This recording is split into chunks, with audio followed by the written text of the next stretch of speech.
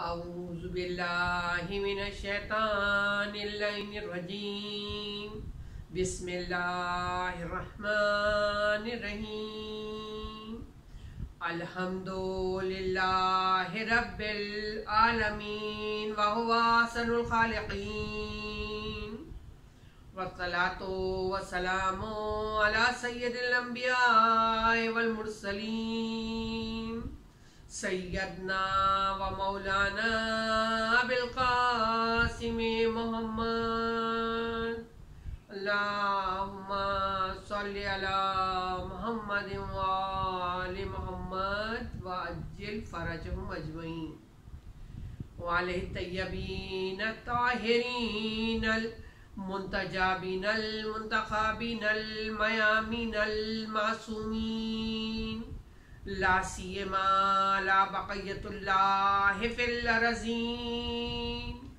اللہم اجل فرجہ وکسر انصارہ واہلک اعداءہ ولعنت اللہ علی اعدائہم اجمعین من یومنا ھذا الی یوم الدین اللہم صلی علی محمد و آل محمد وعجل فرجہم اجمعین۔ السلام علیکم ورحمۃ اللہ وبرکاتہ۔ کلام بلاغت نظام کے سورہ نمبر 2 یعنی سورہ بقرہ کی آیت نمبر 197 میں اعلان پروردگار ہو رہا ہے وَتَزَوَّدُوا فَإِنَّ خَيْرَ الزَّادِ التَّقْوَىٰ وَاتَّقُونِ یا اولی الالباب کہ سامان سفر جمع کرو، بہترین سامان تقوی ہے، اور اے صاحبان عقل مجھ سے ڈرتے رہنا، تقوی اختیار کیے رہنا۔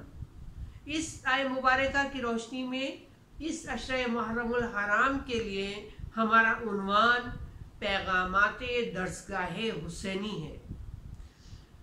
آج ہم اپنی گفتگو کی اگلی منزل میں داخل ہو رہے ہیں، اور ہم اپنی اس اگلی منزل میں داخل ہونے کے لیے قرآن کے سورہ تحریم کی آیت نمبر 6 سے مدد لے رہے ہیں، جس میں اعلان پروردگار ہو رہا ہے یا ایھا الذین آمنو، یعنی صاحبان ایمان سے خطاب کر رہا ہے پروردگار عالم۔ کیا خطاب کر رہا ہے؟ یا ایھا الذین آمنو قوا انفسکم واہلیکم، اپنے آپ کو بچاؤ، اپنے اہل و عیال اور اولاد کو بچاؤ۔ کس سے بچاؤ؟ نارا یعنی جہنم کی آگ سے بچاؤ۔ تو پروردگار متوجہ کر رہا ہے قوا انفسکم واہلیکم کہ اپنے آپ کو بھی بچانا ہے، اپنی اولاد کو بھی بچانا ہے جہنم کی آگ سے، یعنی ذمہ داری کی طرف متوجہ کیا جا رہا ہے۔ چونکہ اب خاندان بنی ہاشم کی قربانیوں کا تذکرہ شروع ہوا ہے، اور آج کے دن ہم 2 بچوں کی شہادت کا ذکر کریں گے، لہٰذا آج کے حوالے سے ہم بھی سایہ مبارکہ کی روشنی میں یہ دیکھنا چاہتے ہیں کہ بچوں کی پرورش کے لیے تعلیمات اہل بیت کیا ہے۔ دیکھیے، بچوں کی پرورش، ان کی تعلیم و تربیت ہر زمانے میں انتہائی اہم موضوع ہے، اس کی اہمیت سے انکار نہیں کیا جا سکتا، لیکن جیسا جیسا زمانہ ترقی کر رہا ہے، جس کو ہم کہہ رہے ہیں ماڈرن ایج، جتنا ہم پڑھ رہے ہیں زیادہ تر ہماری فکر یہ ہو رہی ہے کہ بچوں کی تربیت کے لیے، اولاد کی تربیت کے لیے، ان کی پرورش کے لیے ہم ان اصولوں کو اٹھائیں جو مغربی دنیا سے ہمیں ملے، یا کوئی امریکہ کی ریسرچ ہو، UK کی ریسرچ ہو، یا پھر کسی اور مغربی ملک کی اس کی فائنڈنگ، وہ ریسرچ، وہ ہمارے لیے بہت اہمیت رکھتی ہے۔ ہم آج فی زمانہ یہ خیال کر رہے ہیں کہ انہی لوگوں کی تعلیمات دور جدید کے ساتھ ہم آہنگ ہیں، جڑی ہوئی ہیں، بہترین ہیں، اور दर मासूम के हवाले से माज़ अल्लाह जहनों में ये ख्याल है कि मासूमीन हम की हिदायत कर सकते हैं नमाज में, रोज़े में, हज में, इबादत में, लेकिन ये जो करंट हमारे मामलात हैं जैसे बच्चों की परवरिश है, तरबियत है, इस हवाले से शायद इतनी अच्छी गाइडलाइन न मिल सके, तो फिर लोग बहुत से तो इस तरफ तवज्जो ही नहीं दे पाए हैं, बहुत कम इस तरफ आए हैं, बहुत कम कि मासूमीन हमें क्या गाइडलाइन प्रोवाइड कर रहे हैं। लेकिन मासूमीन ने किसी हवाले से हमारे लिए तशनगी नहीं रखी है, हमें हर सिमत से मुतनब्बे किया है और हमारी रहनुमाई फरमाई। आज की गुफ्तगू में हम ये देखते हैं कि आइम्मा मासूमीन बच्चों की तरबियत, उनकी परवरिश के लिए किस तरह हमें आगाही फराहम कर रहे हैं। क्योंकि देखें आजकल बच्चों की प्री बर्थ, पोस्ट बर्थ, उनका childhood, adulthood, different stages of life, इसके बारे में हर शोबे जिंदगी के हवाले से लोग रिसर्च कर रहे हैं। एंथ्रोपोलॉजी वाले हैं, नफ्सियात वाले हैं, एजुकेशनिस्ट हैं, सोशियोलॉजी वाले हैं, सब अपने अपने हिसाब से इंसान की ज़िंदगी को बेहतर बनाने के लिए अपने दायरे कार में रहते हुए अपनी अपनी बात को बयान कर रहे हैं। अब हम आते हैं वो फाइंडिंग्स जो हमें आज मिल रही हैं। हम जब दर मासूम पर आते हैं और हम उनकी तालीमात देखते हैं तो हमें पता चलता है कि जो बातें आज बिल्कुल नई बना के पेश की जा रही है, हमें मासूमीन कब से इंडिकेट कर रहे हैं कि तवज्जो करो। जिस हस्ती के लिए कहा गया, पैगंबर ने इरशाद फरमाया, अल्लाहुम्मा सल्ली अला मुहम्मद व आले मुहम्मद वाजिल फरजहुम अजमईन, अना मदीनतुल इल्म वालियुन बाबुहा। उनसे हम आगाज कर रहे हैं, मौला से आगाज कर रहे हैं। मैं इल्म का शहर हूँ, अली उसका दरवाजा। अब बताइए यहाँ कौन सा इल्म नहीं मिलेगा। मौला क्या इरशाद फरमा रहे हैं? मौला का इरशाद ये है, बच्चे की तरबियत, बच्चे की परवरिश के लिए आप फरमाते हैं पहले 7 साल जिस्म की परवरिश की जाए, उसके बाद वाले 7 सालों में उसकी तालीम और तरबियत को देखा जाए, और उसके बाद वाले उसके यानी अखलाक सिखाए जाए, उसको आदाब सिखाए जाए, ये बताना चाह रहे हैं। और उसके बाद वाले 7 साल में उसके जिम्मे कोई काम दिया जाए। किस तरह दिया जाए? ये काम को मुकम्मल करने तक उसकी निगरानी की जाए। अब देखिए, ये मौला का बनाया हुआ जो उसूल है, जो लाहे अमल है वालिदैन के लिए, सरपरस्तों के लिए, देखिए इसकी बारीकियां, इसकी गहराइयां। कह रहे पहले 7 साल में बच्चे की जिस्मानी परवरिश। देखिए आज क्या बात मशहूर है? Healthy body and healthy mind. यानी अगर जिस्म सेहतमंद है तो उसमें दिमाग भी सेहतमंद होगा, और अगर जिस्म लागर है तो दिमाग भी अच्छा फंक्शन नहीं करेगा। मासूम कह रहे पहले 7 साल जिस्मानी परवरिश यानी बच्चे की हेल्थ, उसका जिस्म, उसके देखभाल वो बहुत अच्छी होनी चाहिए ताकि जिस्मानी सेहत अच्छी हो। फिजिकल पॉइंट ऑफ व्यू से बात कर रहे हैं। अच्छा आप देखिए, जो बच्चे की डेवलपमेंट के हवाले से बात कर रहे हैं, नफ्सियात के लोग, एजुकेशन के लोग, और वो लोग जो के जिनसियात के इल्म के एक्सपर्ट्स हैं, वो सारे हर साल के हवाले से ये डेवलपमेंट्स पर बात करते हैं। इमाम मासूम कहते, जनाब अमीर कहते, पहले 7 साल जिस्मानी परवरिश, उसके बाद वाले 7 साल में इखलाकियात, आदाब, मैनर्स, खाने के मैनर्स या आदाब क्या है, टेबल मैनर्स क्या है, टॉयलेट मैनर्स क्या है, दोस्तों से मिलने के आदाब, बड़ों के साथ मिलने के आदाब, बहन भाइयों के साथ रहने का, ये सिखाया जाए। अब इस सारे सिखाने का नाम मॉडर्न दौर की जो टर्म्स हैं उसमें रखा गया है socialisation. What is the meaning of socialisation? Urdu में ले जाएं तो इसके मानी है समाजियाना। समाजियाना के मानी क्या है? फर्द को, बच्चे को इस काबिल बनाया जाए कि वो माशरे में अच्छी तरीके से मूव कर सके, यानी सोसाइटी में रहने के आदाब जान सके। जनाब अमीर यही तो कह रहे, पहले 7 साल जिस्म की परवरिश करो, उसके बाद वाले 7 साल में इखलाक सिखाओ, आदाब सिखाओ, इसके बाद वाले 7 साल में उसे कुछ काम दो और फिर उसके मुकम्मल होने तक निगरानी। देखिए बहुत बड़ा मैसेज है मौला। मॉडर्न जो तहकीकात है उसके हिसाब से मौला की बात है, जब उसे कोई काम दो, इसके मानी सेंस ऑफ रिस्पॉन्सिबिलिटी, इसको हाईलाइट करना चाह रहे, उसको काम दिया जाए। यही तो मॉडर्न फाइंडिंग्स जो है रिसर्च की, यही तो कह रही है।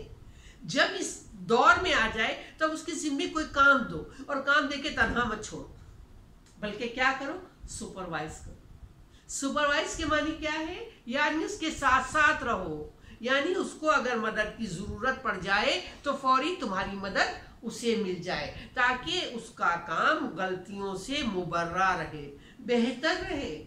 ये मौला ने पूरा एक प्रोग्राम बना के पेश किया है। अब आप आज की दुनिया में होने वाली जितनी रिसर्च है जो कि ताल्लुक रखती हैं different stages of human life से, उसके साथ आप जोड़ के देखिए। जनाब अमीर हमें कब बता गए कि इसी तरह बच्चे की परवरिश करो। फिर आप देखें, छठे इमाम जाफर सादिक अलैहिस्सलाम इरशाद फरमाते हैं। क्या इरशाद फरमाते हैं मौला? मौला इरशाद के फरमाते हैं, छठे इमाम ये इरशाद फरमाते हैं कि पहले जो 7 साल है इसमें इसे खेलने दो, यानी बच्चे को फ्री रखो। आज जो मॉडर्न थ्योरीज है एजुकेशन की, वो क्या कह रही हैं?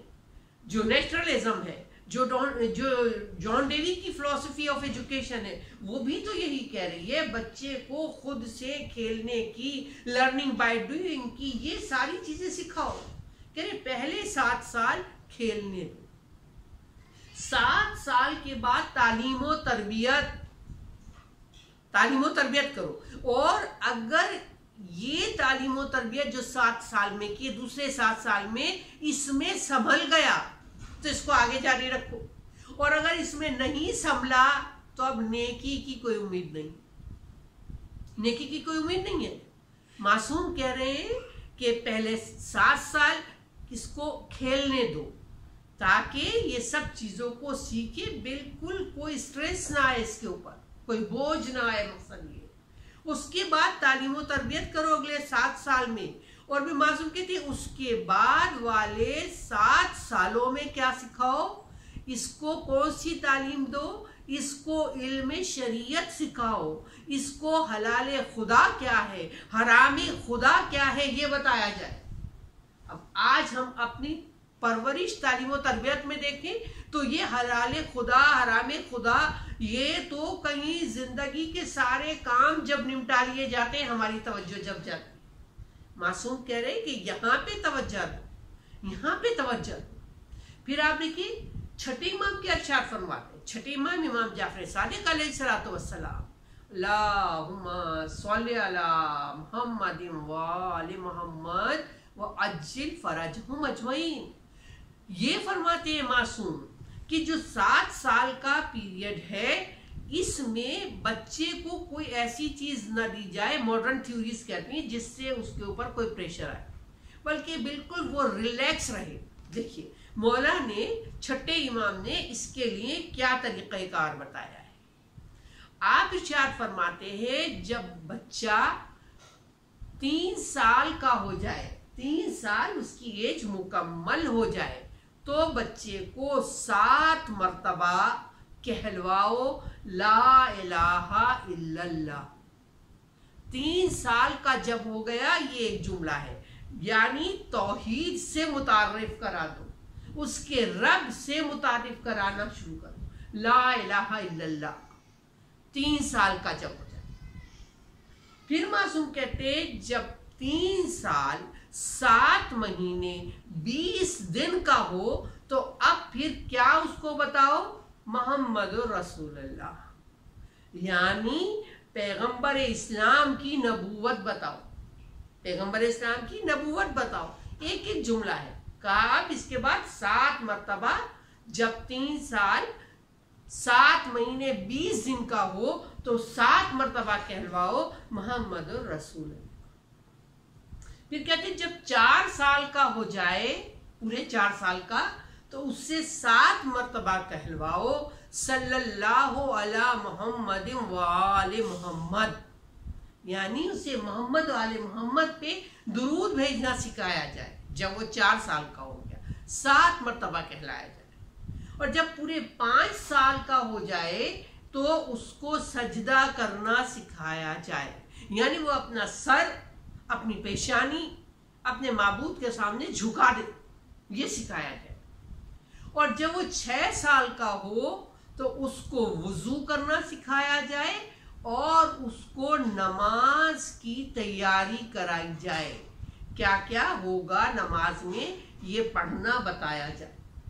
اور پھر یہ پورا یہ جو لیسن ہے، یہ وضو کرنا جو سکھایا گیا اور نماز، یہ 2-1 دن کی بات نہیں، پورا سال دیا ہے، پورا سال۔ جب 7 سال کا ہو جائے، 6 سال سے شروع کرو، جب 7 سال کا ہو جائے تو پھر اسے وضو بھی کرنا آنا چاہیے اور اسے نماز بھی پڑھنی آنا چاہیے۔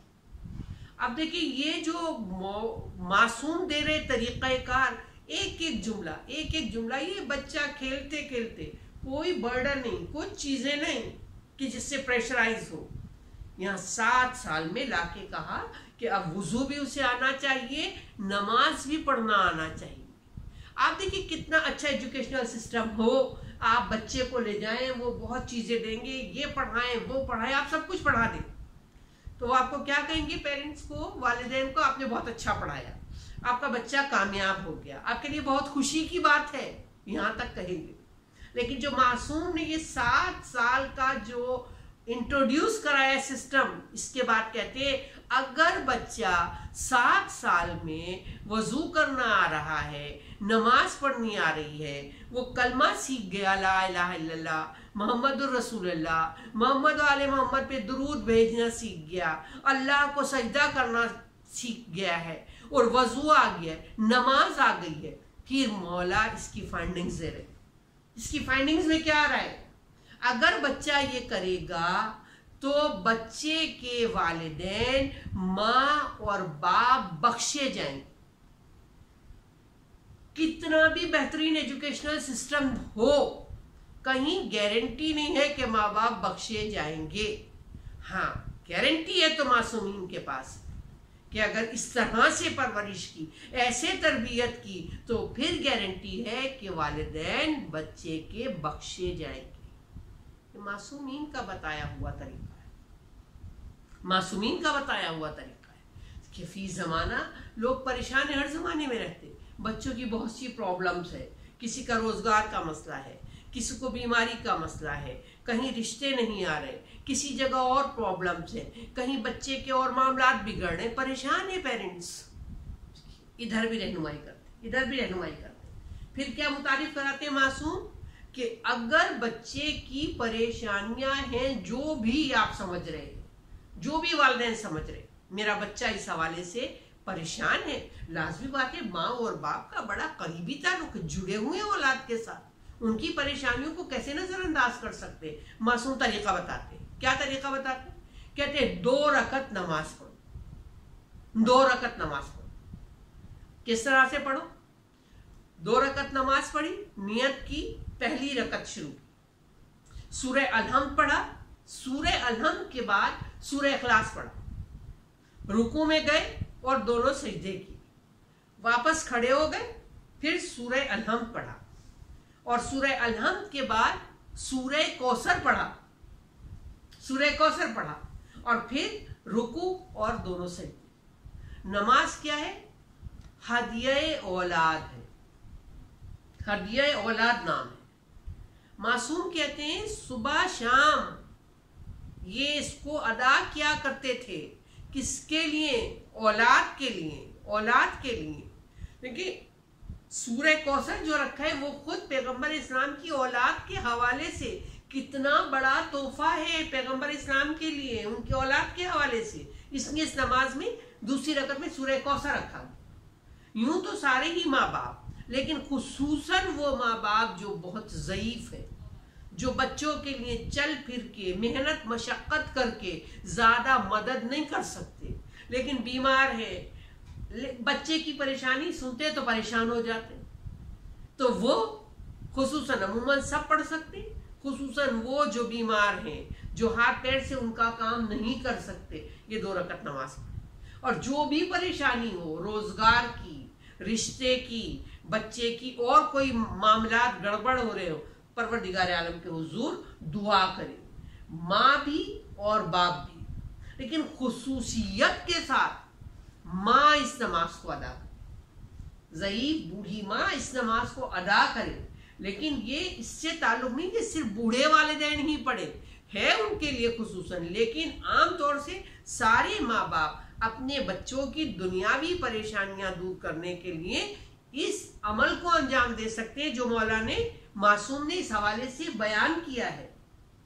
इसको भी आपसे ही बयान किया गया है कि औलाद के लिए ये नमाज पढ़ी जाए। अच्छा, अब दुनिया की परेशानियां दूर होगी तो आखिरत इससे क्या जुदा है? जी नहीं। अगर दुनिया अच्छी हो जाए तो आखिरत के मामलात भी बेहतर हो जाते हैं, आदमी उस तरफ भी तवज्जो करता है। अब देखिए, जब ये बात होती है औलाद की तरबियत, कुरान तो हमें हुक्म दे रहा है अय्युहल्लज़ीना आमनू क़ू अनफुसकुम व अहलीकुम, कि ए साहिबान ईमान, अपने आप को, अपनी औलाद को जहन्नम की आग से बचाओ। लेकिन जब तरबियत की बात आती है लोग परेशान हैं आजकल, और सबसे ज्यादा 2 इशूज हैं जिसके लिए परेशान है। क्या इशूज? पहला इशू वो ये कहते हैं कि हमारे पास टाइम नहीं है, इतना टाइम नहीं है कि हम बच्चे की तरबियत कर सकें।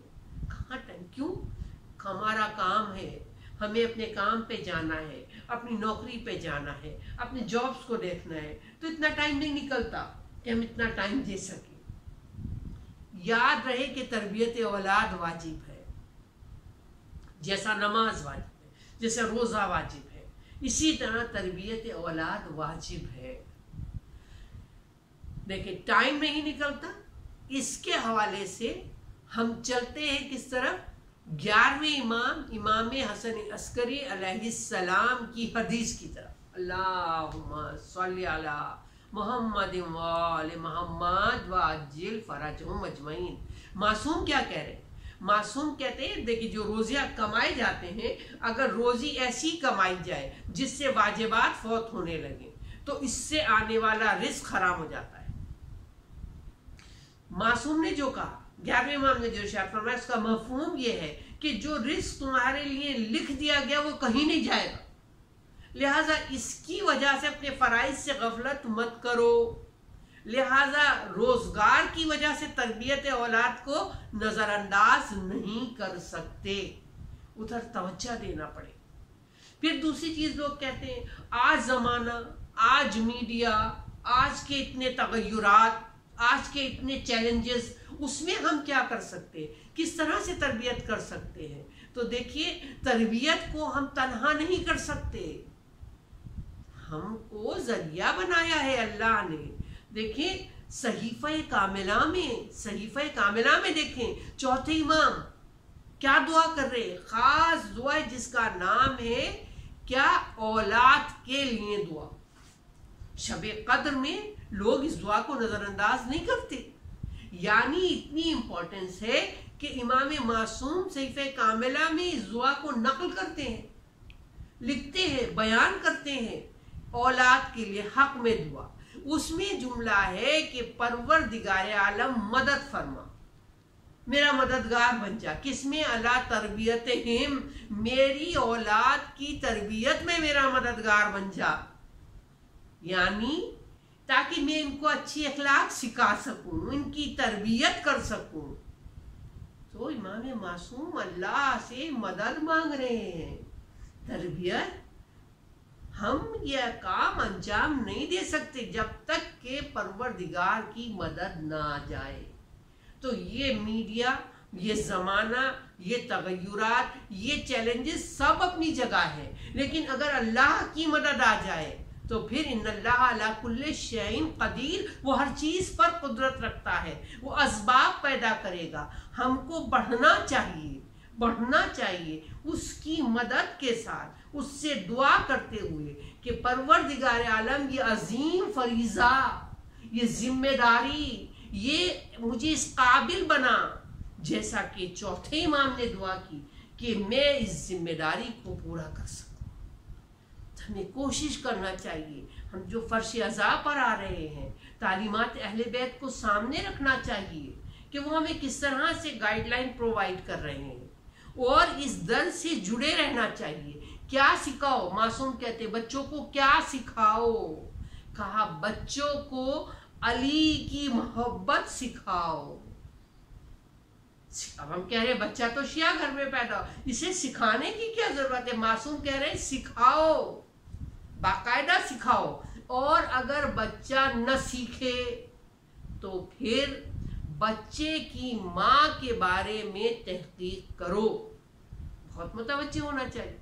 ہم نے سب کچھ سکھا دیا، پڑھا دیا، بہترین یونیورسٹی کہاں کہاں بھیج دیے، اور اگر یہ کام نہیں کیا تو معصوم کہہ رہے بچے کی ماں کے لیے تحقیق کرو۔ کتنا متوجہ ہونا چاہیے۔ بس آج فرش عزا بچھائی گئی ہے دو شہزادوں، یہ بچے علی مرتضیٰ کے نواسے ہیں، یہ بچے جعفر طیار کے پوتے ہیں، یہ بچے زینب اور جناب عبداللہ کے فرزند ہیں، ان کے نام اون و محمد ہے۔ ہمیں آج پرسہ دینا ہے بی بی زینب۔ کون زینب ہے؟ وہ زینب جو حسین کی شریک کار ہے، کہ اگر وہ نہ ہو تو کربلا کی کہانی، کربلا کا واقعہ، کربلا کی قربانی نامکمل رہ جاتی۔ جتنی قربانی آپ نے دی ہے، جب جناب عبداللہ جناب زینب کے لیے شادی کا پیغام مولا علی کے پاس لائے کہ میں زینب سے شادی کرنا چاہتا ہوں، تو مولا نے ایک شرط رکھی۔ شرط کیا تھی؟ ایک شرط ہے، شرط یہ ہے کہ جب حسین سفر پہ جائے تو زینب کو مت روک، زینب کو مت روک۔ جناب عبداللہ نے کہا مجھے شرط منظور ہے۔ اس لیے جب 28 رجب کو قافلہ چلا تو قافلے میں جو جو لوگ تھے سب کے نام تھے۔ جناب عباس آ گئے بی بی کے پاس، زینب پوچھ رہی عباس کس کس کا نام ہے، کون کون سفر میں جا رہا ہے؟ ایک کے بعد ایک نام آ رہا ہے، ایک کے بعد ایک نام آ رہا ہے، اور زینب کے چہرے کا رنگ متغیر ہے۔ ایک مرتبہ پوچھا عباس میرا نام کیوں نہیں ہے؟ حسین سے پوچھو میرا نام کیوں نہیں ہے؟ عباس کہتے بلاتا ہوں میں۔ حسین آ گئے، زینب پوچھے میرا نام کیوں نہیں ہے؟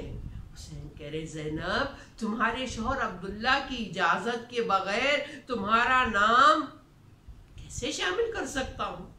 ایک مرتبہ زینب کھڑی ہو گئی، بالوں کو کھول دیا، ہاتھوں کو جوڑ لیا، جناب عبداللہ کے پاس آ گئیں۔ جناب عبداللہ کہتے زینب کی کیفیت اتنی متغیر ہو گئی کہ اگر میں اجازت نہ دیتا تو شاید اس دار فانی سے کوچ کر جاتا۔